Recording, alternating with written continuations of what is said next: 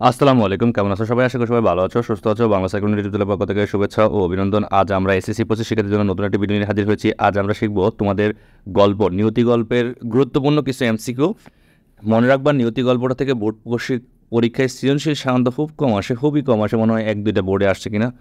এবং এমসিকিউ আসতে পারে, জাস্ট তাও কম।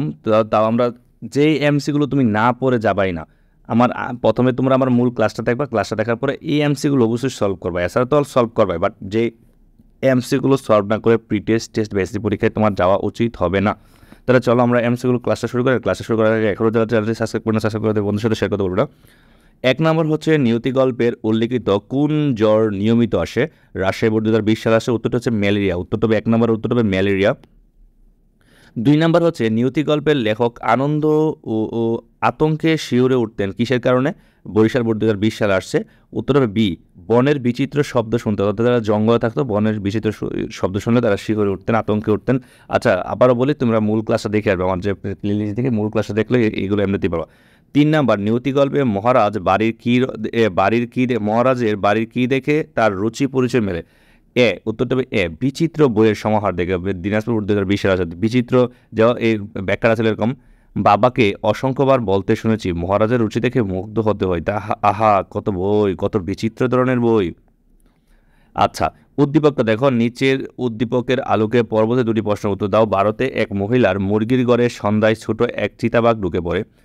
মুরগিদের হইচই শুনে মহিলা টর্চ লাইট ঘরে ধরলে বাঘের 2 চোখ লাইটের আলোয় জল করে ওঠে। কিছু বোঝার আগে চিতাবাঘ এক লাফে মহিলার গাড়ির ওপর লাফিয়ে পড়ে। পাশেই ছিল মহিলার পোষা কুকুর। সে দ্রুত বাঘকে ধরে ফেলে এবং গার মটকে বাঘকে হত্যা করে। তো এটা একটা মজার বিষয় হচ্ছে, বাঘকে কুকুর কি করে? গার মটকাই দেয়। এটা শুনে খুবই হাসিও পাইতে পারে তোমাদের, কিছু করার নেই। ঠিক আছে, বাঘই দেওয়ার দরকার কি, অন্য কিছু তো দিতে পারত, তাই না? আচ্ছা দেখো, 4 নম্বর, উদ্দীপকের পোষা কুকুর নিয়তি গল্পের যে চরিত্রের প্রতিনিধি তা হলো। ময়মনসিংহ বোর্ড 2020 সালে আসছে। উত্তরটা হবে বেঙ্গল টাইগার। উত্তর হবে বেঙ্গল টাইগার, বেঙ্গল টাইগার। 5, ছেলের জীবন রক্ষা করলে ও লেখকের বাবা কুকুরটিকে মেরে ফেললেন কারণ তিনি ঢাকা বোর্ড 2019 সালে আসছে। এটা কারণ তিনি হচ্ছে কি? কুকুরটিকে কষ্ট লাঘব করতে চেয়েছেন, কারণ কুকুরটি পচে গলে যাচ্ছিল। কুকুরটিকে দুর্দশা সইতে পারছিলেন না। 2 নম্বর, 1 2 3, 2 1 ও 2 দুটাই 3। আর অতিষ্ঠ প্রকৃতির লোক ছিলেন না। 3 নম্বরটা না, তাহলে 1 আর 2, অত দুটো হবে 6 নম্বর দেখো, তক্ষক শব্দের অর্থ কি? এটা হচ্ছে, উত্তরটা হবে এক ধরনের বীজ দশা। উত্তরটা হবে সি, এক ধরনের বীজ দশা। এটা ক নম্বর বা এমসিকিউতে আসতে পারে, খুবই ইম্পর্টেন্ট। 7 নম্বর, নিয়তি গল্পের মহারাজার বাড়িতে ছাপাখানার ব্যবস্থা করেছিলেন কেন? কুমিল্লা বোর্ড 2019 সালে আসছে। অর্থাৎ দাওয়াতের পত্র ছাপানোর জন্য। অনেক সময় দাওয়াত দেওয়া লাগে না, উত্তরটা হবে ডি, দাওয়াত দেওয়ার জন্য, দাওয়াতের পত্র ছাপানোর জন্য। তারপর দেখো, অনুশীলনের যে এমসিকিউ আছে 3টা, এগুলো আমরা একটু পড়ি। দেখো, 1 নম্বর বলছে, তিন ভাই বোন কোথায় বসে গায়ে রোদ মাখে? উত্তরটা হবে সি, মন্দিরের চাতালে। মন্দিরের চাতালে, অর্থাৎ মহারাজের যে মন্দির আছে ওই মন্দিরের চাতালে। 2 নম্বর, বেঙ্গল টাইগারকে খানদানি বলা হয়েছিল কেন? উত্তর হবে আদব কায়দার জন্য। উত্তরটা হবে আদব কায়দার জন্য। তারপর এবার দেখো, নিচের উদ্দীপকের আলোকে পরবর্তী প্রশ্নটির উত্তর দাও। কামালের প্রিয় কবুতর রাজা ফিরে এলে সে আনন্দে টকবক করতে থাকে। রাজার জন্য নূপুর কিনে আনবে, সুন্দর বাসা তৈরি করবে। একথা ভাবতে ভাবতে সে রাতে ঘুমিয়ে যায়। চিৎকার চেঁচামেচিতে ঘুম ভাঙলে দৌড়ে গিয়ে দেখে উঠোনে ছুপ রক্ত আর বালক। তার রাজাও কোথাও নয়, বিষণ্ণ দৃষ্টিতে তাকিয়ে থাকে সেদিকে। উদ্দীপকের রাজা নিয়তি গল্পে সে যে চরিত্রের প্রতিনিধি তা হলো। উত্তরটা হবে বি, বেঙ্গল টাইগার। আচ্ছা, এইবার আমরা একটু আরও কয়েকটা এমসিকিউ দেখি, তারপরে লাস্টে কিছু জ্ঞানমূলক দেবো, গুরুত্বপূর্ণ জ্ঞানমূলক। আচ্ছা, এইবার দেখো 400, একদম লাস্টে দেখো 439 নম্বর, নিয়তি গল্পে বেঙ্গল টাইগার সারাদিন বাড়ির সামনে কি করতো? উত্তর হবে খ, শুয়ে থাকতো। উত্তরটা হবে শুয়ে থাকতো। আর বাকিগুলো আমরা আগেই পড়েছি অলরেডি।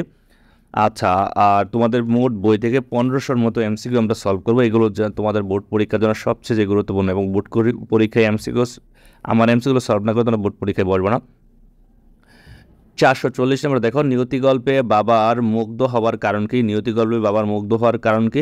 উত্তরটা হবে 1, মহারাজের রুচিবোধ দেখে।